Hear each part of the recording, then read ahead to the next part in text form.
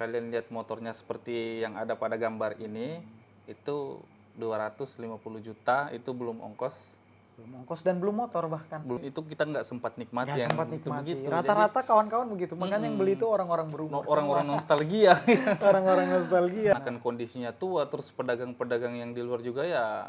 Iya, mohon bisa maaf- dibilang mohon maaf ada yang nakal ya, ada yang juga nakal. gitu. Benar. Nanti kalau mau dipikir-pikir lagi, yang kepakai itu cuma rangka, blok kiri kanan doang. Udah.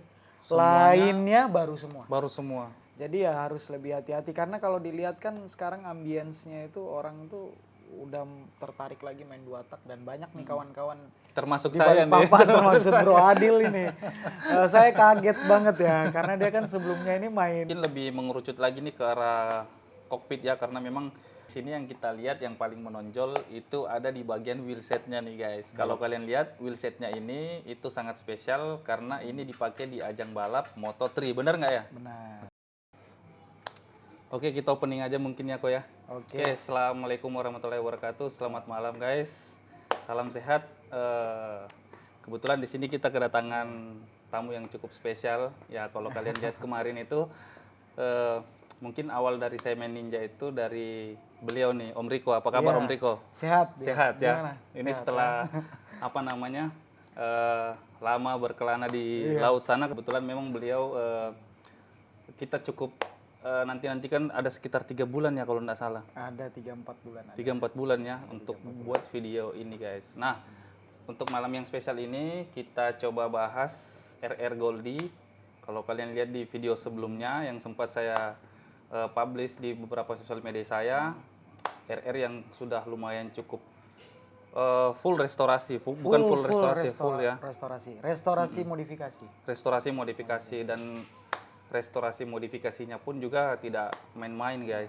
Kita bakal bahas satu-satu dan ungkit satu-satu di video ini ya guys ya. Bisa. Jadi stay tune terus di video ini guys. Stay tune ya. Mulai dari pertanyaan kenapa mesti ninja gitu. Kenapa mesti ninja? Sebenarnya banyak alasan kenapa saya memilih ninja ya. Tapi hal yang paling melekat itu karena ninja ini bisa dibilang motor impian anak muda pada masanya dulu. Pada masanya. Oke, Iya. betul. Jadi hal itu masih tergambar sampai kita dewasa sekarang ini. gitu Pada ya. saat sekarang ini baru bisa kesampaian Terrealisasi gitu. beli gitu kan, terrealisasi. Ada benernya juga karena memang waktu SMA kemarin itu kita nggak sempat nikmati Nggak yang sempat itu nikmati. begitu. Rata-rata kawan-kawan begitu. Makanya yang beli itu orang-orang berumur. Orang-orang nostalgia. Orang-orang nostalgia. Nah terus kalau boleh tahu nih Om Riko, ini ninja ini di tahun berapa nih? Terus mulai bangunnya itu di tahun berapa? Ninja ini kalau tahun ya, pada saat itu jujur ya, saya itu masih belum mengerti untuk mencari bagaimana ninja yang terbaik ya. Basicnya betul. seperti tahun berapa saya nggak mengerti dan belum mengerti CBU, CKD dan lain-lain. Jadi saya cuma lihat kondisi dari visualisasi saya bagus, saya beli dan kebetulan saya dapat itu ini ninja tahun 2011. 2011, oke. Iya, tahun 2011. Jadi basicnya ini CKD ya? Basicnya CKD. CKD. Nah ini menarik banget nih, kalau kita lihat dari catnya juga, ini kan sudah di repair ulang nih catnya. Catnya ini di konsep di Kebun Warna Bandung. Ya, Oh di Bandung ya? Iya, konseptornya itu SG Motospeed yang kita tahu ya. Jadi sebenarnya kemarin itu ada beberapa pilihan warna. Kita mau ke arah racing look atau mau ke warna yang lebih berani atau elegan. Dan kita coba mengkonsepkan ke arah yang elegan aja dulu seperti itu. Wah, ini menarik nih. Dan akhirnya jadilah warna yang siluet gold seperti siluet ini. gold. Makanya dinamakan si Iya, Goldie. makanya dinamakan si Goldie. Betul. Ini dibangun di SG Motospeed Bandung. Dan kebetulan pada saat itu kenapa saya bangunnya di mereka, saya sudah cukup keliling di Balikpapan untuk survei bangun ninja saya ini.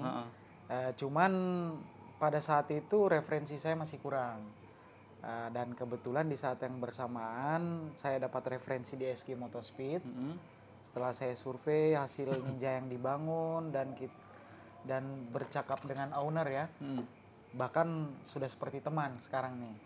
Betul. Akhirnya saya memutuskan untuk dibangun di sana.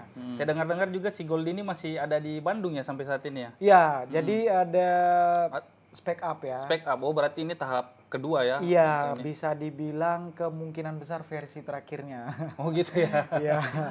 Jadi part-part yang di-upgrade di Bandung saat ini itu seperti cartridge Racing Bros untuk shock Sok depan. depan.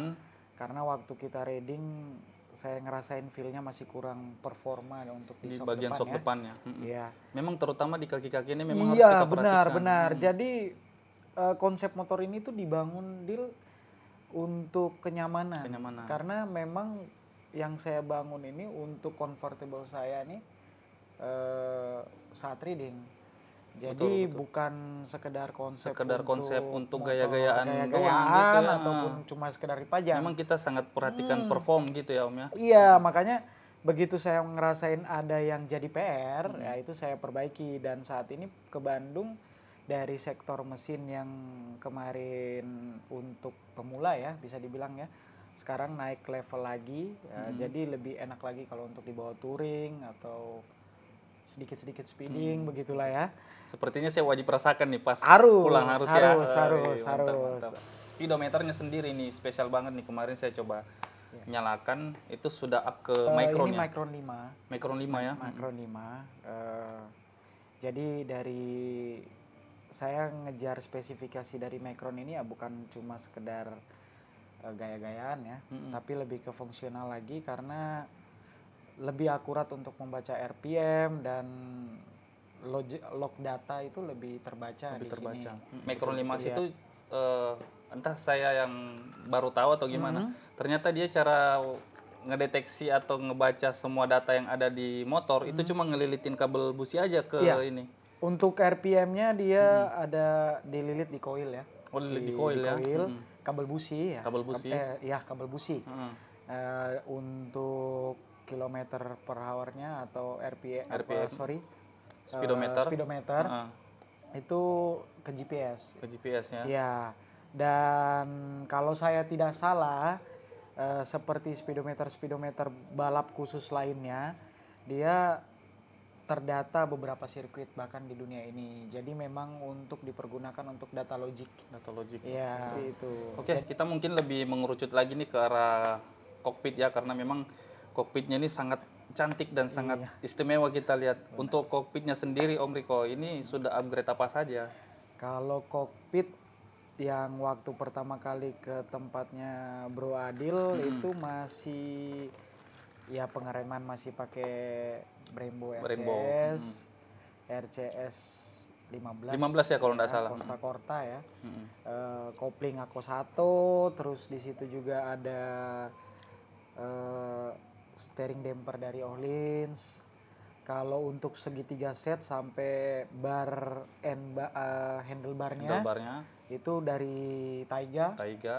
Pada saat itu juga preloadnya masih menggunakan Taiga ya. Kalau sekarang versi keduanya udah cartridge dari Racing Bros. Oh iya, ini menarik banget. Harus dicobain. Bantingan-bantingannya harus dicoba. Nah, yang paling menarik di sini yang kita lihat yang paling menonjol itu ada di bagian wheelsetnya nih guys. Kalau kalian lihat wheelsetnya ini itu sangat spesial karena ini dipakai di ajang balap Moto3, benar nggak ya? Benar. Oke. Bisa dijelasin lebih spesifik Om? Jadi wheelset yang kita pilih pada saat itu yang sesuai dengan konsepnya itu jatuh di OZ ya, OZ Giga dengan color titanium color ya. Ada yang bilang titanium color, ada yang bilang gray light gray. Jadi banyak, tapi kalau kita tahu sejauh ini ya ini color titanium, bukan berarti titanium ya. Kenapa OZ?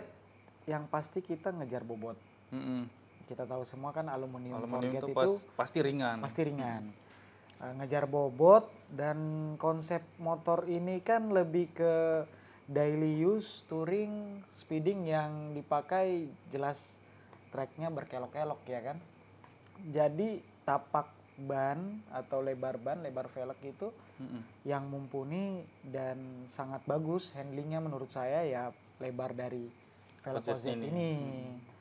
Jadi itulah yang dipilih sesuai dengan warna, konsep bodinya dan lain-lain. Jadinya OZ Vega lah pada saat itu yang Pada kita saat pilih. itu. Oke. Untuk lebar ban sama ukuran ban depan belakang ini, saya lihat pakai Super Corsa ya Om ya. Super Corsa. Super Corsa di Corsa. ukuran Belakang tuh 120, depan 110. 110 ya. Iya. Ini sudah lumayan, bukan lumayan lagi, cukup proper banget Cukup nih untuk cukup proper. dipakai Cukup proper. melibas tikungan nih. Perbandingannya itu sangat signifikan Mas Adil. Jadi waktu saya rasain handling motor ini sebelum dan sesudah ya nggak bisa dibandingkan lagi udah. Jadi feel-nya dan kepercayaan dirinya itu lebih terbangun saat kita bawa motor ini untuk handling ya. Untuk handling. Karena saya memang bangun motor ini ya seperti Mas Adil tahu sendiri, kita sering touring bareng, Betul. jalan bareng ke Kilo ya. Kalau anak anak Balikpapan bilang itu kita ke Tahu Sumedang sana Om. Tahu gitu. Sumedang ya, kurang lebih 70 sampai 100 kilo, 100 kilo lah ke sana. Jadi ya memang seproper itu digunakan ke arah sana. Jadi saya nggak mau main-main karena ini kan faktornya untuk keselamatan juga ya. Betul. Ya, apalagi ini 2 tak kita tahu sendiri. Ya, tarikannya tuh jambak-jambakannya Jambak-jambakannya itu ya, kalau kaki-kaki udah nggak proper saya juga takut buat bawa ya kan. Mungkin dari ekosistem juga ini saya lihat di sini kemarin foto-fotonya atau story-nya di SG Motor Garage untuk chambernya itu sudah upgrade ke titanium blue ya kalau nggak salah. Benar. Apakah dalam penggantian chamber titanium itu bisa menambah performa motor juga atau ngaruh ke situ? Material construction itu pasti berpengaruh ya. Yang diharapkan itu pelepasan panasnya lebih cepat. Lebih adem. Untuk lebih spesifiknya belum saya rasain sepenuhnya. Tapi dari yang sudah-sudah ya enak-enak aja. Enak ya. Iya. Tapi memang seperti motormu yang sudah jadi ini Om, itu sangat perlu untuk memperhatikan dari segi estetika juga. Benar. Jadi mungkin itu salah satu alasan juga. Salah satu alasannya juga ya balik lagi untuk keestetikaan si Goldie ini. Jadi versi yang lainnya itu bagaimana gitu kan. Akankah berpengaruh kalau kita ngerubah warna dari chamber, akan lebih menarik atau enggaknya gitu. Dan ternyata eye-catching juga ya. Iya. Saya sempat lihat foto-fotonya memang sangat-sangat luar biasa ya setelah upgrade chamber ini. Dan sampai di situ guys, ini ada hal yang lebih menarik lagi yang perlu kita bahas kali ini, yaitu adalah pergantian atau upgrade karburator dari Lectron. Nah ini yang paling pemirsa tunggu-tunggu nih, karena memang Lectron ini itu ya mungkin 1-2 motor aja yang pakai, apalagi di Balikpapan itu cuman seingat saya cuman baru lihat punya Om Riko. Iya. Sebenarnya ada beberapa kawan-kawan kita yang udah pakai di Balikpapan, memang nggak signifikan ya, masih bisa dihitung jari gitu ya. Ada beberapa yang saya kenal, ada yang beberapa juga dari kawan-kawan yang lain yang belum kita kenal. Cuman perbedaannya Lectron yang menempel saat ini di kawan-kawan kita, setahu saya masih di motor-motor kontes. Motor-motor kontes ya, tidak ada yang dipakai harian seperti si Goldie ini guys. Wah ini menarik banget nih. Tidak ada yang dipakai harian. Nggak tahu kawan yang lain-lain ya. Cuma sejauh ini kita lihat semua masih si Goldie yang masih si Goldie yang pakai harian. Kalau seingat saya juga untuk Lectron ini itu one time setup ya kalau tidak salah. One time setup selebihnya karena kan historialnya kan ini di setup di sana dan sampai dengan motor ini kembali ke sana untuk upgrade kecil itu nggak ada setup lagi. Jadi benar-benar sesuai dengan setup pas awal kita beli barang ini ya. Setup awalnya itu sampai dengan sekarang ini, itu pun ini kali keduanya dia di setup karena naik spek lagi kan. Nah, setelah lepas dari itu motor kesini ya mungkin udah nggak akan ada setup lagi seperti itu. Betul. Untuk di bagian pengereman nih Om, saya juga lihat sudah di upgrade depan belakang ini menggunakan Brembo juga. Nah bisa dijelasin? Jadi kalau untuk pengereman kita percayakan di Brembo ya. Sebenarnya ini upgrade keduanya. Pertama itu saya masih pakai yang basic ya. Sebentar, Artinya- sebentar. Ini GP4RX ya? Iya. Artinya kan sudah nikel nih Om ya, Iya, udah kalau nggak nikel. salah ya. Oh Iya, iya iya sudah iya. nikel. Sudah nikel. Ini depan belakang kayaknya saya lihat sudah nikel Depan semua nih. belakang. Depan belakang ya. Sebelumnya saya masih pakai yang 4P sama 2P itu. Mm, Cuma itu sebenarnya udah sangat cukup. sangat cukup. Ya, sudah sangat cukup. Cuma ya balik lagi ya. Motor ini- sembari untuk mengejar performanya, kita kejar juga ke estetikanya Estetikanya juga. betul betul betul. Jadi di-upgrade lah ke GP4RX. Oke, untuk sok belakang. Untuk sok belakang sendiri ini saya lihat warnanya agak lain daripada yang lain nih. Kalau ini bisa dijelasin mungkin spesifikasi sok belakangnya itu pakai apa dan ukurannya berapa Om? Iya, jadi ini sok juga milihnya itu hasil dari rundingan semua ya. Jadi motor ini memang setiap partnya itu dirundingkan dulu dan dibicarakan dari segi performa dan terutama ke performa jelas gitu. Jadi dipilihlah Racing Bros. Nah, kenapa Racing Bros? Dari survei atau banyak pengalaman dari kawan-kawan Kasih yang masukan jauh lebih juga mengerti, ya. kasih masukan. Untuk RR pilihannya justru lebih cenderung ke Racing Bros daripada merek yang kuning itu lainnya, ya. gitu kan. Jadi lebih stabil, lebih rigid katanya lah ya. Nah, Pasti di kita sini saya lihat radiatornya juga sudah upgrade dari Koyorat ya. iya. Spesifikasinya Om kalau boleh tahu untuk Koyorat ini memang plug and play di RR atau gimana? Iya, plug and play. Tidak ada Nggak ada tambah-tambah bracket-bracket lagi? Nggak ada tambahan apapun, jadi memang plug and play. Ini kan 2 layer ya, jadi lebih dingin gitu.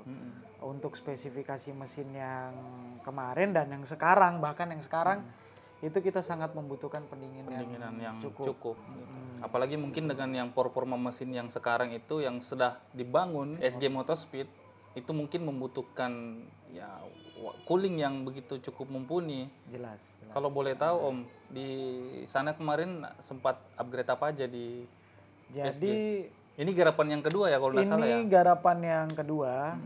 Jadi hampir semua sih pergantiannya.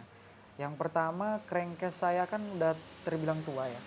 Jadi crankcase kita ganti, crankcase mesin kita ganti, rasionya kita ganti, jelas porting ya. Porting. Lebih dalam lagi dari sebelumnya.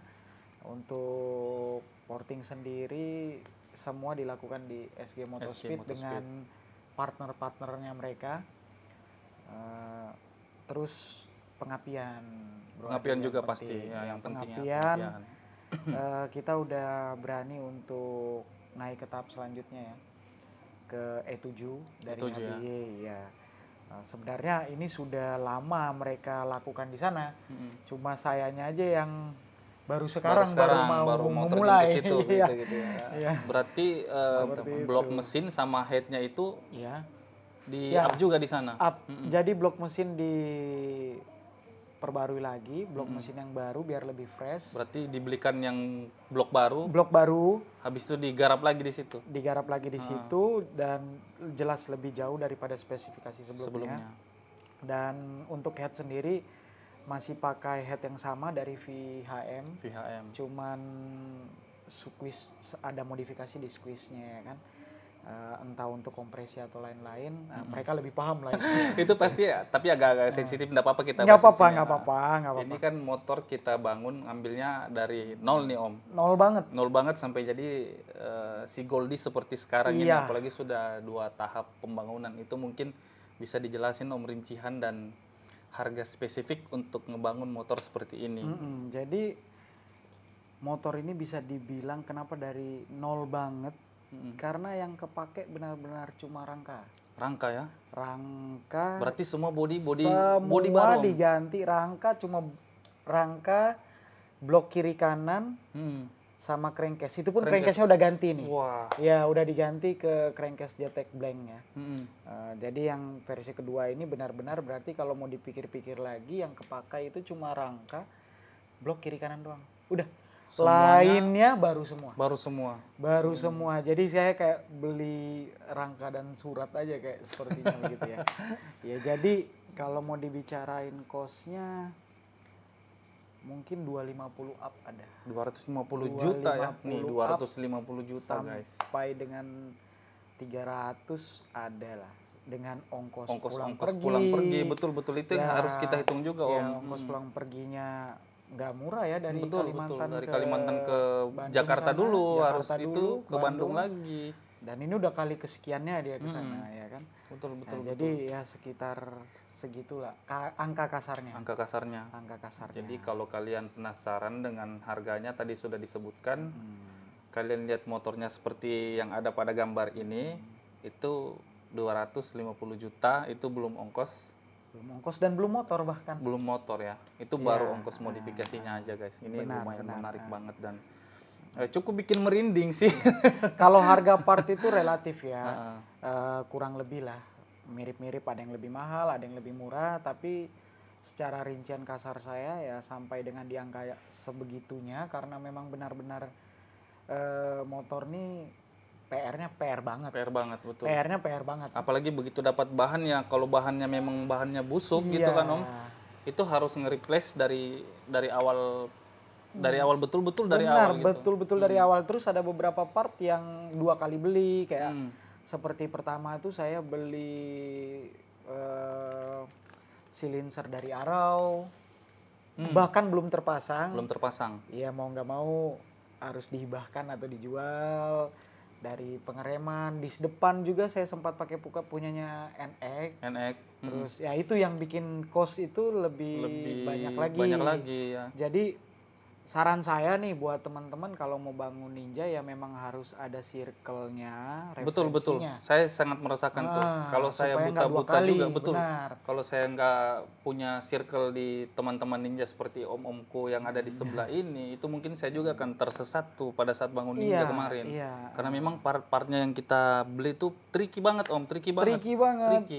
Ada beberapa kadang ada pilihan yang mirip-mirip gitu kan, tapi harga beda. Kalau kita sampai salah langkah mungkin dari materialnya kurang bagus, betul. Atau secara konsep begitu dipasang jadi kok kurang ya, akhirnya gitu. Ganti lagi. Itu hal-hal seperti itu yang bikin cost kita itu bisa lebih meledak keluar. Untungnya ya. kalau kita bangun di tempat yang proper, hal itu bisa diredus. Iya, saya sebelum ke SG saya ngalamin itu. Nah, jadi akhirnya kan waktu beli part Kak baru ngelihat motor-motor lain atau ninja-ninja yang lain kok kayaknya konsepnya itu mereka lebih begini, lebih rapi, lebih bagus. Akhirnya ketemulah dengan Ari yang sekarang jadi teman banget lah, kawan banget lah. Nggak cuma sekedar customer dan seller gitu kan. Jadi udah kayak teman. Jadi ceritanya lebih deeply lagi, lebih dalam.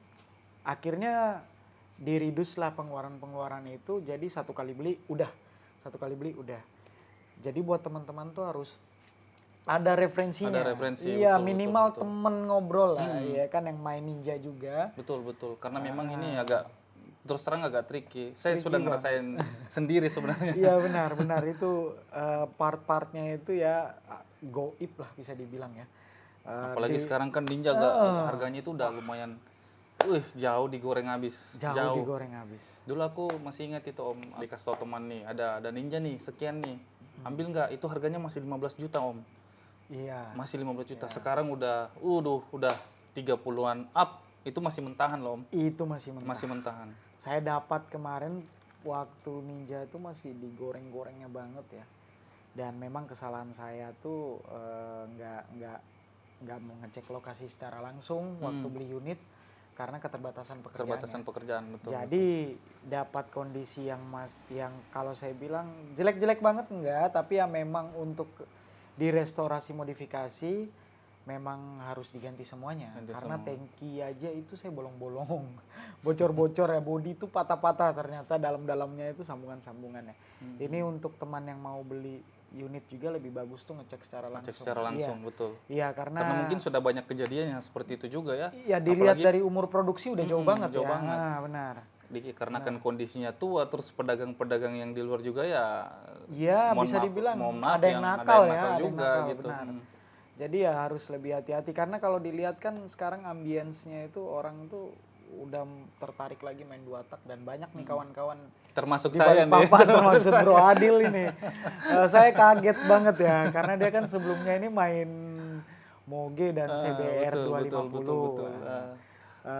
kenapa bisa kepikiran buat main Main ninja? 2 tak ya karena seperti yang Om Riko jelaskan tadi, ini 2 tak ini memang agak spesial pokoknya Iya, spesial. jadi sekarang saya yang balik bertanya, kenapa ninja jadinya kan? ninja jadinya? Dan kenapa RR Ya, tuh 2 kenapa tak RR? pertamanya tuh? Yang pertama karena si Goldie tuh, karena si Goldie sempat parkir di sini, kita ngerasain feel-nya si Goldie itu seperti apa, walaupun bawanya enggak terlalu lama gitu Iya, kan. iya, iya. Oke, mungkin tidak terasa ini sudah 1,5 jam kita udah bersama di studio yang kecil kita kali ini ya Om ya. Iya. Oke, mungkin kita bisa lanjut di video selanjutnya pas si Goldie itu sudah kembali ke Balikpapan guys. Oke. Ditunggu video readingnya. Ditunggu. Dites sama Bro Adil. Mungkin ada sedikit tes reading dulu. Pasti harus ya. ada dong. Bukan Siap, jangan siap. mungkin harus ada. Harus gitu ada. kan. Siap. Iya. Oke guys, mungkin cukup sekian dari video kita kali ini. See you di next video guys. Dah. Thank you. Cukup lumayan lama juga kita kok ya. Ngobrolnya enak, Dil. Ngobrolnya kayak orang benar-benar ngobrol ya kan.